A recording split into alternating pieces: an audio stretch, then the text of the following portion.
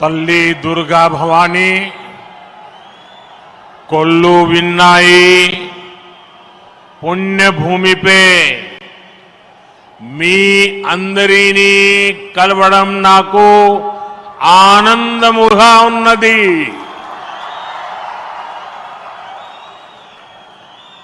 आंध्र प्रदेश के राज्यपाल सैयद अब्दुल नजीर जी, मुख्यमंत्री मेरे मित्र श्री चंद्रबाबू नायडू जी,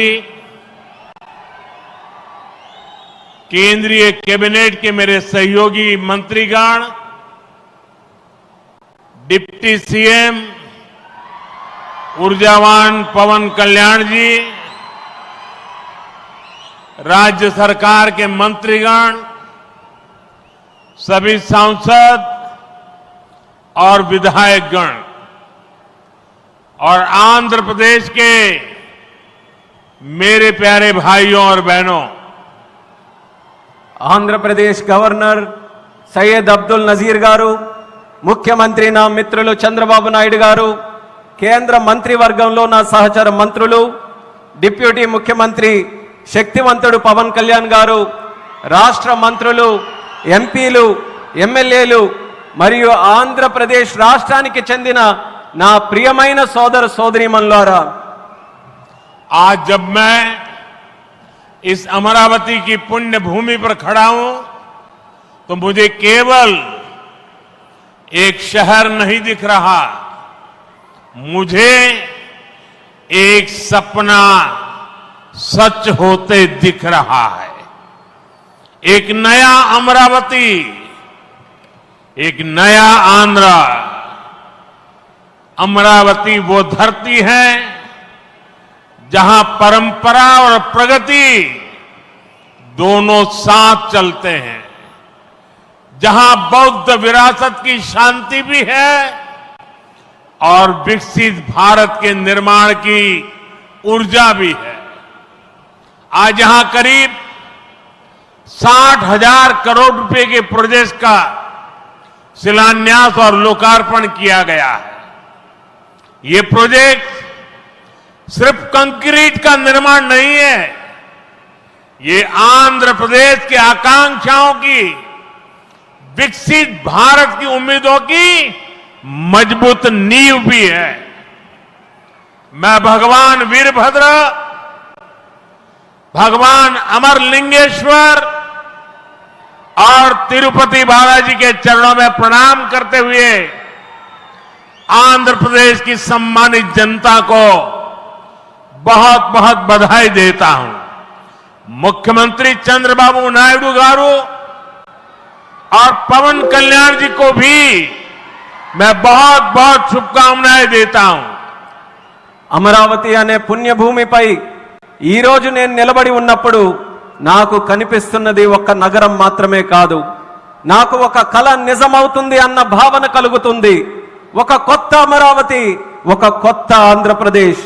అమరావతి అంటే సాంప్రదాయం మరియు పురోగతి కలిసి నడిచే భూమి। ఇక్కడ బౌద్ధ వారసత్వం యొక్క శాంతి ఉంది, అలాగే వికసిత భారతదేశాన్ని నిర్మించుకోగలిగిన శక్తి కూడా ఉంది। ఇవాళ సుమారు 60,000 కోట్ల రూపాయల విలువైన ప్రాజెక్టులకి శంకుస్థాపనలు మరియు ప్రారంభోత్సవ కార్యక్రమాలు చేస్తున్నాం। ఇవి కేవలం కాంక్రీట్ నిర్మాణాలు మాత్రమే కావు, ఇవి ఆంధ్రప్రదేశ్ ఆశలకు మరియు వికసిత భారతదేశ ఆశయాలకు ఒక బలమైన పునాది వేయబోతుంది। నేను వీరభద్ర స్వామికి, అమరలింగేశ్వర స్వామికి మరియు తిరుపతి వెంకన్న స్వామికి వారి పాదాలకి నమస్కరిస్తూ ఆంధ్రప్రదేశ్ ప్రజలకు హృదయపూర్వక శుభాకాంక్షలు తెలియజేసుకుంటున్నాను। అలానే ముఖ్యమంత్రి చంద్రబాబు నాయుడు గారికి, పవన్ కళ్యాణ్ గారికి నా ప్రత్యేక శుభాకాంక్షలు తెలియజేస్తున్నాను।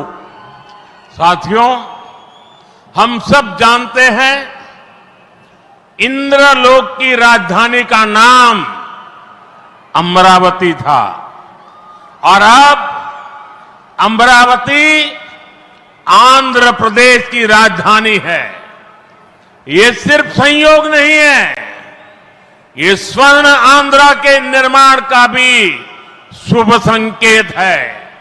स्वर्ण आंध्र विकसित भारत की राह को मजबूत करेगा और अमरावती स्वर्ण आंध्र के विजन को ऊर्जा देगी। अमरावती केवलम ओक नगरम कादु, अमरावती ओक शक्ति आंध्र प्रदेश नो आधुनिक प्रदेश का मार्चे शक्ति, आंध्र प्रदेश नो अधुनातन प्रदेश गा मार्चे शक्ति। మిత్రులారా, ఇంద్రుడి తాలూకా రాజధాని పేరు అమరావతి అని మన అందరికీ కూడా తెలుసు. ఇప్పుడు అమరావతి మన ఆంధ్రప్రదేశ్ రాష్ట్రానికి రాజధానిగా నిలిచింది. ఇది కేవలం యాదృచ్ఛికం కాదు, ఇది స్వర్ణ ఆంధ్రప్రదేశ్ రాష్ట్ర నిర్మాణానికి శుభ సూచకం అనేది తెలియజేస్తున్నాను. స్వర్ణాంధ్ర వికసిత భారతదేశ సంకల్పానికి బలమిస్తుంది. అలానే అమరావతి మన స్వర్ణాంధ్ర విజన్ కు శక్తినిస్తుంది. అమరావతి అంటే కేవలం ఒక నగరం కాదు, అమరావతి ఒక శక్తి. ఆంధ్రప్రదేశ్ కు ఆధునిక ఆంధ్రప్రదేశ్ గా అధునాతన ఆంధ్రప్రదేశ్ గా మార్చే శక్తి అని తెలియజేస్తున్నాను. साथियों, अमरावती एक ऐसा शहर होगा जहां आंध्र प्रदेश के हर नौजवान के सपने साकार होंगे। Information technology, artificial intelligence, green energy, clean industry, शिक्षा और स्वास्थ्य, आने वाले कुछ सालों में इन सारे सेक्टर में अमरावती एक लीडिंग सिटी बनकर खड़ा होगा। इन सारे सेक्टर्स के लिए जो भी इंफ्रास्ट्रक्चर जरूरी होगा, केंद्र सरकार उसे रिकॉर्ड स्पीड से पूरा करने में राज्य सरकार की पूरी मदद कर रही है। మిత్రులారా, అమరావతి అనేది ప్రతి ఆంధ్ర యువకుడి కలలు నిజమయ్యే నగరంగా తయారవబోతుంది. Information technology, artificial intelligence, green energy, clean industries, విద్య, ఆరోగ్య రంగాల్లో రానున్న రోజుల్లో అమరావతి దేశంలోనే ప్రధాన నగరంగా నిలవబోతుంది. ఈ రంగాల కోసం అవసరమైన మౌలిక వసతులు నిర్మించడానికి కేంద్ర ప్రభుత్వం రికార్డు స్పీడ్తో పనులు పూర్తి చేయడానికి రాష్ట్ర ప్రభుత్వానికి సంపూర్ణ సహకారం అందించబోతుందని తెలియజేస్తున్నాను. अभी हमारे चंद्रबाबू जी टेक्नोलॉजी को लेकर के मेरी भारी तारीफ कर रहे थे, लेकिन मैं आज एक रहस्य बता देता हूं। जब मैं गुजरात में नया नया मुख्यमंत्री बना तो मैं बाबू हैदराबाद में बैठ करके किस किस प्रकार के इनिशिएटिव ले रहे हैं उसका बड़ा बारीकी से अध्ययन करता था और मैं उसमें से बहुत कुछ सीखता था और उसे आज मुझे लागू करने का अवसर मिला है, मैं लागू कर रहा हूं। ఇప్పుడు చంద్రబాబు గారు మీరందరి ముందు నాకు టెక్నాలజీ నాతో మొదలైందన్నట్టుగా ప్రశంసిస్తున్నారు. కానీ నేను మీ అందరికీ కూడా ఒక రహస్యం చెప్తాను. నేను సరికొత్తగా ముఖ్యమంత్రి అయినటువంటి రోజుల్లో గుజరాత్లో ఉన్నప్పుడు అప్పుడు చంద్రబాబు నాయుడు గారు ఆంధ్రప్రదేశ్లో హైదరాబాద్లో ఐటీని ఏ రకంగా డెవలప్ చేస్తున్నారో నేను క్లోజ్గా అబ్జర్వ్ చేసి అధికారులను కూడా పెట్టి అబ్జర్వ్ చేయించి ఆ రోజు నేను చాలా దగ్గరగా తెలుసుకున్నటువంటి విషయాలు మళ్ళీ తిరిగి ఈ రోజు ఆంధ్రప్రదేశ్కి వచ్చి మళ్ళీ మీ అందరి ముందు ఈ రోజు నేను చేయగలుగుతున్నానన్నది తెలియజేస్తున్నాను. और मैं अपने अनुभव से कहता हूं, फ्यूचर टेक्नोलॉजी हो, बहुत बड़े स्केल पर काम करना हो और जल्दी से इसे जमीन पर उतारना हो तो वो काम चंद्रबाबू उत्तम से उत्तम तरीके से कर सकते हैं. అలాగే నా అనుభవంతో చెప్తున్నాను, పెద్ద స్కేల్లో ప్రాజెక్టులు చేయాలన్నా తొందరగా అవి పూర్తి చేయాలన్నా మంచి క్వాలిటీతో అవన్నీ కూడా పూర్తి చేయాలన్నా దేశంలో చంద్రబాబు నాయుడు గారి కంటే దాంట్లో మిన్న మరెవ్వరూ కూడా లేరు అనేది ఈ సభాముఖంగా తెలియజేస్తున్నాను. साथियों, 2015 में मुझे प्रजा राजधानी का शिलान्यास करने का अवसर मिला था। बीते सालों में केंद्र सरकार ने हर प्रकार से अमरावती के लिए मदद दी है। यहां बेसिक इंफ्रास्ट्रक्चर के निर्माण के लिए सभी कदम उठाए गए हैं। अब चंद्रबाबू गारू के नेतृत्व में राज्य सरकार बनने के बाद सारे ग्रह जो लगे थे अब हट गए हैं। यहां विकास कार्यों में तेजी आ गई है।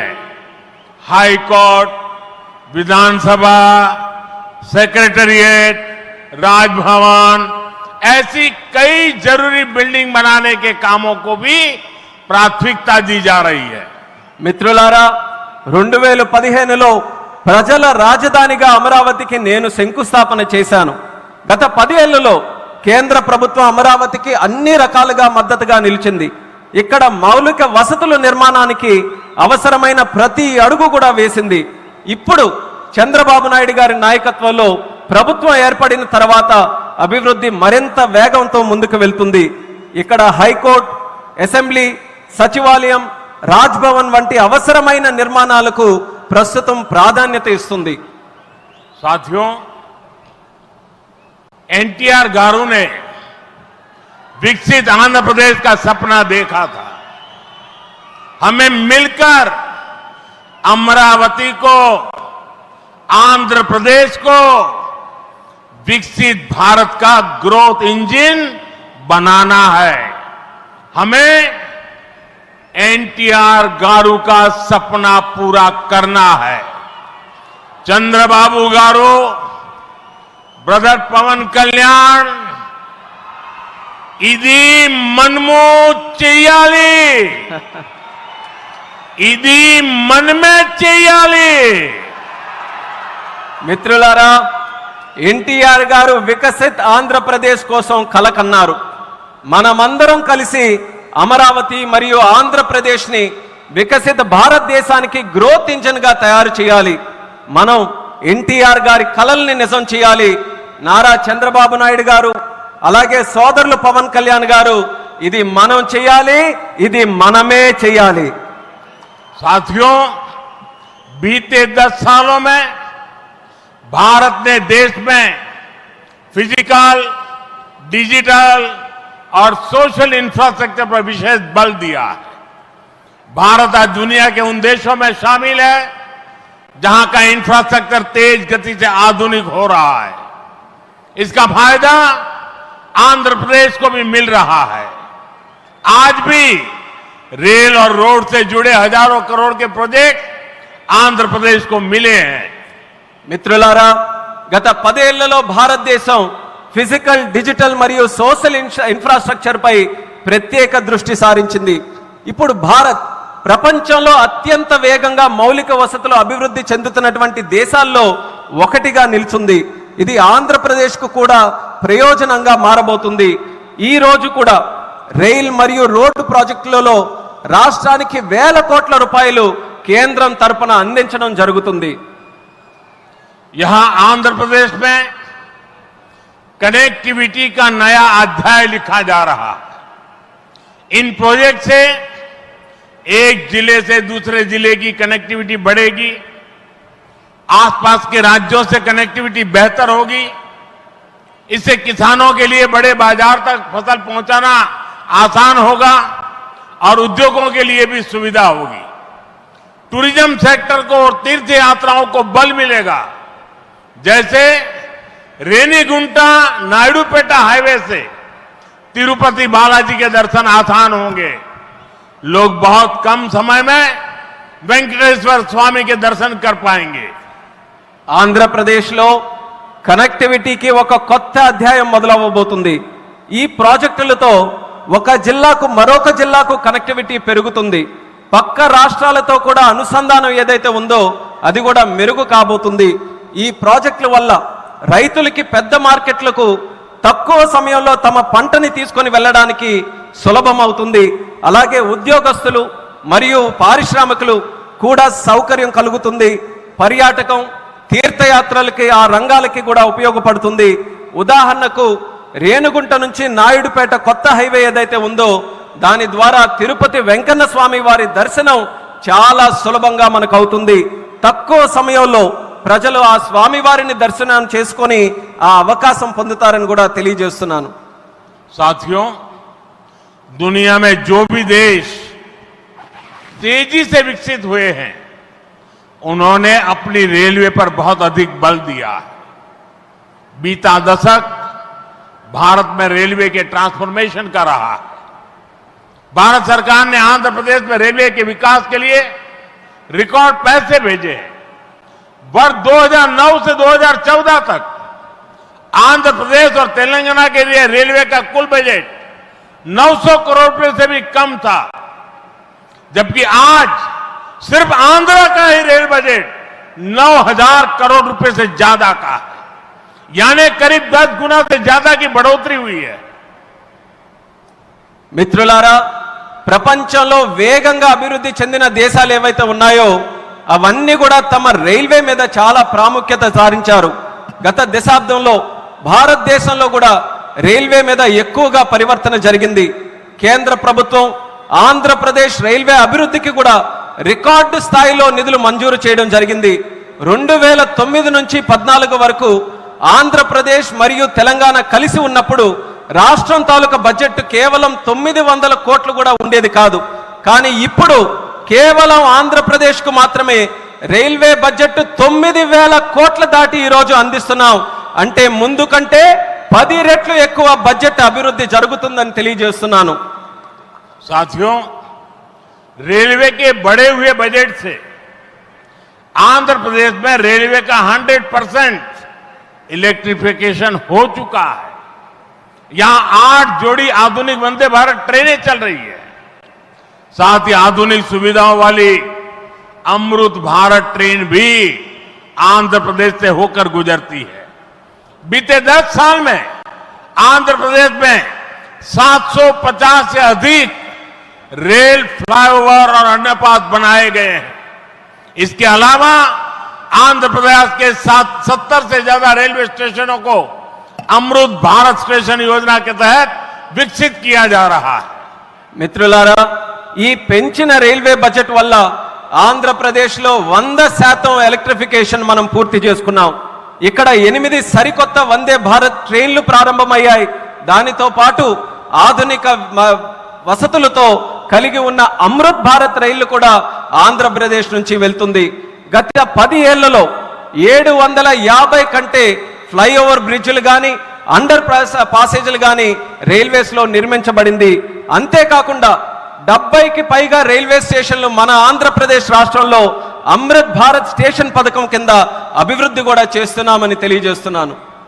साथियों, इंफ्रास्ट्रक्चर के लिए जब इतने सारे काम होते हैं तो उसका बहुत मल्टीप्लायर इफेक्ट होता है.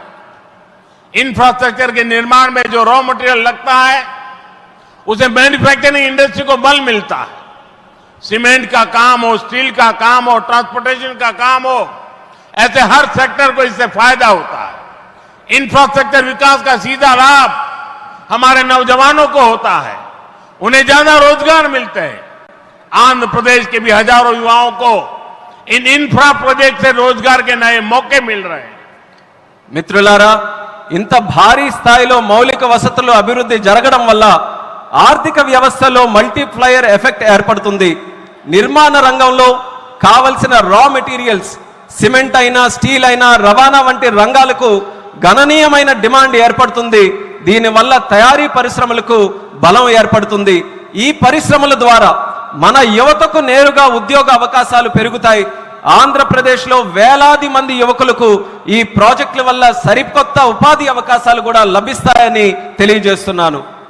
साथियों, मैंने लाल किले से कहा था कि विकसित भारत का निर्माण गरीब, किसान, नौजवान और नारी शक्ति इन 4 पिलर्स पर होगा. एनडीए सरकार की नीति के केंद्र में 4 पिलर सबसे अहम है. हम विशेषकर किसानों के हितों को बड़ी प्राथमिकता देते हुए काम कर रहे हैं. किसानों की तेज किसानों की जेब पर बोझ ना पड़े। और इसलिए बीते 10 सालों में केंद्र सरकार ने सस्ती खाद देने के लिए करीब 12 लाख करोड़ रुपए खर्च किए। हजारों नए और आधुनिक बीज भी किसानों को दिए। पीएम फसल बीमा स्कीम के तहत आंध्र प्रदेश के किसानों को अब तक 5,500 करोड़ रुपए का क्लेम मिल चुका है। पीएम किसान सम्मान निधि के तहत भी आंध्र के लाखों किसानों के खाते में 17,500 करोड़ रुपए से ज्यादा पहुंचे हैं। మిత్రులారా, నేను ఎర్రకోట నుంచి స్పష్టంగా చెప్పాను, వికసిత్ భారత్ నిర్మాణం కావాలంటే పేదవాడు, రైతు, యువకుడు, మహిళా శక్తి ఈ 4 స్తంభాలపై ఆధారపడి ఉంటుంది. ఎన్డీఏ ప్రభుత్వ విధానాల్లో కూడా ఈ 4 స్తంభాలు కేంద్ర బిందువుగా పెట్టుకొని పనిచేస్తున్నాం. రైతు ప్రయోజనాలు అత్యంత ప్రాధాన్యత తీసుకుంటూ మేమందరం కూడా కేంద్రంలో పనిచేస్తున్నాం. రైతు జేబులకి భారం పడకుండా ఆ ఉద్దేశంతో గత 10 ఏళ్లలో ఎరువుల కోసం ఏకంగా 12 లక్షల కోట్ల రూపాయలు ఖర్చు కేంద్ర ప్రభుత్వం చేసింది. 1000కి పైగా సరికొత్త మరియు ఆధునిక విత్తనాలు కూడా రైతులకి అందించబడ్డాయి. పీఎం పంట బీమా యోజన కింద ఆంధ్రప్రదేశ్ రైతులకు ఇప్పటి వరకు 5,500 కోట్లు నష్టపరిహారం కూడా చెల్లించాం. పీఎం కిసాన్ సమ్మాన్ నిధి ద్వారా లక్షలాది మంది ఆంధ్రప్రదేశ్ రైతుల ఖాతాల్లో 17,500 కోట్ల వరకు వాళ్ళందరికీ కూడా నిధులు జమ చేశామన్నది గర్వంగా తెలియజేస్తున్నాను. साथियों, आज पूरे देश में सिंचाई के प्रोजेक्ट्स का जाल बिछाया जा रहा है। रिवर लिंकिंग का काम भी, उसका अभियान भी शुरू किया गया है। हमारा लक्ष्य है कि हर खेत को पानी मिले, किसानों को पानी की दिक्कत ना हो। यहां नई सरकार बनने के बाद पोलवरम प्रोजेक्ट में भी नई गति आई है। आंध्र प्रदेश के लाखों करोड़ों लोगों का इस प्रोजेक्ट से जीवन बदलने वाला है। पोलवरम प्रोजेक्ट तेजी से पूरा हो, इसके लिए केंद्र के एनडीए सरकार से राज्य सरकार को पूरी मदद दी जा रही है. మిత్రులారా, దేశవ్యాప్తంగా ఇరిగేషన్ ప్రాజెక్టులు నిర్మిస్తున్నాం. అలాగే నదుల అనుసంధాన కార్యక్రమం కూడా మేము ప్రారంభించాం. మా లక్ష్యం ప్రతి పొలానికి నీరు అందించాలి, రైతుకి నీటి సమస్య అనేది రాకూడదు. ఇప్పుడు రాష్ట్రంలో ఎన్డీఏ ప్రభుత్వం ఏర్పడిన తర్వాత పోలవరం ప్రాజెక్టు పనుల్లో కూడా వేగం మరింత పుంజుకుంది. ఈ ప్రాజెక్టు ద్వారా లక్షలాది కోట్లాది మంది ప్రజలు, రైతుల తాలూకా జీవితం మారబోతుంది. పోలవరం ప్రాజెక్టు త్వరగా పూర్తవ్వాలని కేంద్ర ఎన్డీఏ ప్రభుత్వం అలాగే రాష్ట్ర ఎన్డీఏ ప్రభుత్వం పూర్తిగా సహకారంతో కలిసిమెలిసి పనిచేస్తాయని తెలియజేస్తున్నాను. साथियों, आंध्र की धरती ने दशकों से भारत को स्पेस पावर बनाने में बहुत बड़ी भूमिका निभाई है. श्री हरिकोटा से जब जब कोई मिशन लॉन्च होता है तो कोटि कोटि भारतीयों को गर्व से भर देता है. करोड़ों भारतीय नौजवानों को यह क्षेत्र स्पेस के प्रति आकर्षित करता रहा है. अब आज देश को, हमारे डिफेंस सेक्टर को मजबूत करने वाला नया संस्थान भी मिला है. कुछ देर पहले हमने डीआरडीओ की नई मिसाइल टेस्टिंग रेंज की आधारशिला रखी है. नागया लंका में बनने जा रही नवदुर्गा टेस्टिंग रेंज मां दुर्गा की तरह देश की डिफेंस पावर को शक्ति देगी. मैं इसके लिए भी देश के वैज्ञानिकों को, आंध्र प्रदेश के लोगों को बधाई देता हूं. మిత్రులారా, మన ఆంధ్ర భూమి దశాబ్దాలుగా భారతదేశానికి అంతరిక్ష శక్తి అవతరించడంలో ప్రధాన పాత్ర పోషిస్తుంది. శ్రీహరికోట నుంచి లాంచ్ అయ్యే ప్రతి రాకెట్ ప్రయోగం కోట్లాది మంది భారతీయుల్ని గర్వపడేలా చేస్తుంది. అలాగే కోట్లాది మంది భారతదేశ యువకులను ఈ అంతరిక్ష రంగం ఇప్పుడు ఆకర్షిస్తుంది. ఇప్పుడు దేశ రక్షణను బలోపేతం చేసే ఒక కొత్త సంస్థను కూడా మనం ప్రారంభిస్తున్నాం. కొద్దిసేపటి క్రితం DRDO Navadurga missile launching range కి శంకుస్థాపన చేశాం. నాగయలంకలో నిర్మించబోయే ఈ కేంద్రం మన కనకదుర్గమ్మల దేశ రక్షణకు శక్తిని నిరంతరం కూడా ఇస్తుంది. ఇందుకు శాస్త్రవేత్తలకు ఆంధ్ర రాష్ట్ర ప్రజలకు హృదయపూర్వకమైనటువంటి అభినందనలు నేను తెలియజేస్తున్నాను. साथियों, आज भारत की ताकत सिर्फ हमारे हथियार ही नहीं है, बल्कि हमारी एकता भी है। एकता का यही भाव हमारे एकता मॉल्स में मजबूत होता है। देश के अनेकों शहरों में एकता मॉल्स बनाए जा रहे हैं। मुझे खुशी है कि अब विशाखापट्टनम में भी एकता मॉल बनेगा। इस एकता मॉल में देश भर के कारीगरों, हस्तशिल्पियों के बड़े प्रोडक्ट एक ही छत के नीचे मिलेंगे। ये भारत की डायवर्सिटी से सबको जोड़ेगा।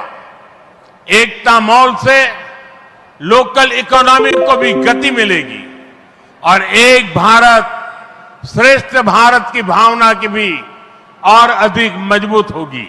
మిత్రులారా, ఈ రోజు భారత్ యొక్క శక్తి కేవలం ఆయుధాల్లోనే లేదు, మన ఐక్యతలో కూడా ఉంటుంది. ఈ ఐక్యత భావమే మన ఏక్తా మాల్స్ కు మరింత బలోపేతం చేస్తుంది. దేశంలో అనేక నగరాల్లో ఈ మాల్స్ ని మనం నిర్మించబోతున్నాం. ఇప్పుడు విశాఖపట్నంలో కూడా ఒక ఏక్తా మాల్ నిర్మించడం కోసం మనం ఈ రోజు శంకుస్థాపన చేశాం. దానికి నాకెంతో ఆనందంగా ఉంది. ఇక్కడ దేశవ్యాప్తంగా ఉన్న హస్త కళాకారులు వాళ్ళ ఉత్పత్తులు ఒకే చోట అందుబాటులో మనకు ఉంటాయి. ఈ మాల్ భారత వైవిధ్యాన్ని అనుసంధానిస్తుంది. లోకల్ ఎకానమీకి కూడా ప్రోత్సాహం ఇచ్చేలా ఈ మాల్ నడుస్తుంది. అలాగే ఏక్ భారత్ శ్రేష్ఠ భారత్ అనే భావనను మరింత బలోపేతం చేస్తుందని తెలియజేస్తున్నాను. साथियों, अभी हमने चंद्रबाबू जी को सुना. उन्होंने 21 जून अंतर्राष्ट्रीय योगा दिवस की चर्चा की. मैं चंद्रबाबू का, आंध्र की सरकार का और आंध्र के लोगों का आभारी हूं कि आपने अंतर्राष्ट्रीय योग दिवस के लिए देश का प्रमुख कार्यक्रम आंध्र में करने के लिए निमंत्रण दिया. मैं इसके लिए आपका आभार व्यक्त करता हूं और जैसा आपने कहा है, मैं स्वयं भी 21 जून को आंध्र के लोगों के साथ योग करूंगा और दुनिया का एक कार्यक्रम यहां पर होगा. इस कार्यक्रम का महत्व इसलिए भी है कि अंतर्राष्ट्रीय योग दिवस का 10 साल की यात्रा का ये 10वीं साल का महत्वपूर्ण पड़ाव है. पूरे विश्व में योग के प्रति एक आकर्षण है. इस बार पूरी दुनिया 21 जून को आंध्र की तरफ देखेगी और मैं चाहूंगा कि आने वाले 50 दिन पूरे आंध्र में योग को लेकर के एक जबरदस्त वातावरण बने, स्पर्धाएं हो और वर्ल्ड रिकॉर्ड करने का काम आंध्र प्रदेश करके पूरी दुनिया को चकित कर दे. और मैं मानता हूं चंद्रबाबू जी के नेतृत्व में ये होके रहेगा. మిత్రులారా, ఇప్పుడే మనం చంద్రబాబు నాయుడు గారిని విన్నాం. అంతర్రాష్ట్రీయ యోగా దినం జూన్ 21న మనం చేసుకోబోతున్నాం. దానికి చంద్రబాబు నాయుడు గారికి, ఏపీ గవర్నమెంట్కి, అలాగే రాష్ట్ర ప్రజలకి అందరికీ కూడా నేను ధన్యవాదాలు తెలియజేసుకుంటున్నాను నన్ను ఆ రోజు ఇక్కడ ఆహ్వానించినందుకు. ఆ రోజు తాలూకా ప్రత్యేకత ఏంటంటే, మనం జూన్ 21 యోగా దినం, ప్రపంచ యోగా దినం ప్రకటించి 10 సంవత్సరాలు కాబోతుంది. ఆ రోజు కేవలం ఆంధ్రాలో యోగా ప్రచారం చేయడమే కాదు, ప్రపంచం మొత్తం ఉన్నటువంటి ప్రజలందరూ కూడా ఆంధ్రప్రదేశ్ రాష్ట్రం వైపు చూసేలా మనం అందరం కూడా చేయాలి. అది చేయాలనంటే ఈ ఉన్నటువంటి 50 రోజులు ఏదైతే ఉందో, ప్రతి ఊరిలో, ప్రతి గ్రామంలో, ప్రతి వీధిలో కూడా, ప్రతి ఇంటిలో కూడా యోగాని మరింత ప్రాముఖ్యత తీసుకొని వచ్చే విధంగా కార్యక్రమాలు చేస్తూ వరల్డ్ రికార్డు సాధించే విధంగా ఈ 50 రోజులు కూడా మనం అందరం వినియోగించుకోవాలి. నాకు నమ్మకం ఉంది, చంద్రబాబు నాయుడు గారి తాలూకా నాయకత్వంలో అది ఖచ్చితంగా మనం సాధించగలగాం. అది మీరందరి తాలూకా సమక్షంలో విశాఖపట్నంలో ఏర్పాటు చేయబోయే యోగా కార్యక్రమంలో మీ అందరి ఆహ్వానం మేరకు నేను ఖచ్చితంగా వస్తాను. ఆ రోజు మనం అందరం కూడా కలిసి యోగా చేద్దాం. ఆ రోజు ప్రపంచం తాలూకా దృష్టి యోగా వైపు, అలాగే భారతదేశం వైపు కూడా మళ్ళిద్దామని ఈ సభాముఖంగా తెలియజేసుకుంటున్నాను. साथियों, आंध्र प्रदेश में ना तो सपने देखने वालों की कमी है और न ही सपनों को साकार करने वाले कम है। मैं विश्वास के साथ कह सकता हूं, आज आंध्र प्रदेश सही राह पर चल रहा है। आंध्र ने सही स्पीड पकड़ ली है। अब ग्रोथ की स्पीड को हमें लगातार तेज करते रहना है। और मैं कह सकता हूं, जैसा बाबू ने 3 साल में अमरावती के निर्माण का जो सपना देखा है, इसका मतलब ये 3 साल की सिर्फ अमरावती की गतिविधि आंध्र प्रदेश के जीडीपी को कहां से कहां पहुंचा देगी, ये मैं साफ देख रहा हूं। मैं आंध्र प्रदेश की जनता को, यहां जो मेरे सहयोगी बैठे हैं, सभी को फिर आश्वस्त करता हूं, आंध्र प्रदेश की प्रगति के लिए आप मुझे हमेशा अपने साथ कंधे से कंधा मिलाकर चलते हुए देखेंगे। एक बार फिर आप सभी को बहुत बहुत शुभकामनाएं।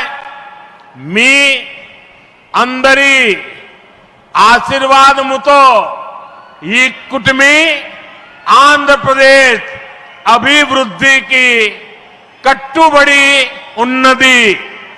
ధన్యవాద్. మిత్రులారా, ఆంధ్రప్రదేశ్లో కలలు కనే వాళ్ళ సంఖ్య తక్కువేమీ కాదు. అలానే ఆ కలలను నిజం చేసే వాళ్ళకి కూడా తక్కువేమీ కాదు. నేను నమ్మకంతో చెప్తున్నాను, ఇవాళ ఆంధ్రప్రదేశ్ ఒక సరైన మార్గంలో నడుస్తుంది. అలానే సరైన వేగంతో ముందుకు వెళ్తుంది. ఈ అభివృద్ధి వేగాన్ని మనం అందరం కొనసాగించాలి, అలానే పెంచుతూ ఉండాలి. ఇప్పుడే చంద్రబాబు నాయుడు గారు మాట్లాడుతూ చెప్పారు, 3 సంవత్సరాల్లో అమరావతి తాలూకా పనుల్ని పూర్తి చేస్తామని. నేను ఊహిస్తున్నాను, 3 సంవత్సరాల్లో అమరావతి పూర్తయిన తర్వాత ఆంధ్రప్రదేశ్ రాష్ట్రం తాలూకా జీడిపి ఏ స్థాయికి వెళ్తుందో ఒక్కసారి నేను ఊహించగలను. అది ఆంధ్రప్రదేశ్ రాష్ట్రం తాలూకా చరిత్రను మార్చబోతుందని తెలియజేస్తున్నాను. అందుకని ఆంధ్రప్రదేశ్ రాష్ట్ర ప్రజలకు, ఇక్కడ కూర్చున్న నా సహచరులకు నేను నమ్మకం కల్పిస్తున్నా, ఆంధ్రప్రదేశ్ రాష్ట్ర అభివృద్ధిలో మీ భుజంతో పాటు నా భుజం కూడా కలిపి పనిచేస్తానని నమ్మకంతో ఈ సందర్భంగా తెలియజేస్తున్నాను. మీ అందరికీ మరొక్కసారి నా హృదయపూర్వక శుభాకాంక్షలు తెలియజేస్తున్నాను. మీ అందరి ఆశీర్వాదంతో ఈ కూటమి ఆంధ్రప్రదేశ్ అభివృద్ధికి ఎల్లప్పుడూ కూడా కట్టుబడి ఉంటుంది. మీ అందరికీ కూడా నా ధన్యవాదాలు. भारत माता की జై. भारत माता की జై. भारत माता की జై. वंदे మాతరం. वंदे మాతరం. वंदे మాతరం. वंदे మాతరం. वंदे మాతరం. वंदे మాతరం. वंदे మాతరం. वंदे మాతరం.